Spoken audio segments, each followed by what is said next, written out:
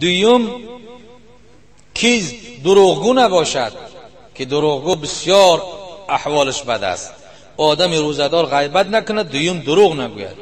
و نمیمه سیم که سخنچینی نکند، سخن یک کس از پیش یک کس گرفته به دیگر جا ببرد، بین دو نفر جنگ باندازد که جنگ در میان دو کس میگه چون آتش است، سخنچینی بدبخت هیزمکش است. او سخنچینی بدبخت به منزله هیزمکش است.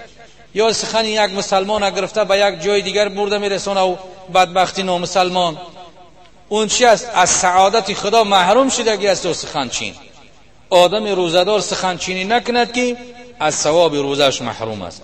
دیگرش یمینی غموس را باید که حفظ کند، یعنی که گوشش فقط تلاوت قرآن بشنود، ذکر خدا بشنود، امر به معروف و نهی از منکر بشنود.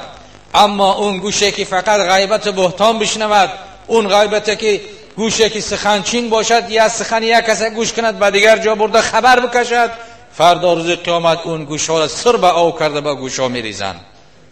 آگاه باشند از این فعل بد. مسلمان ها باید که احتیاط بکنند.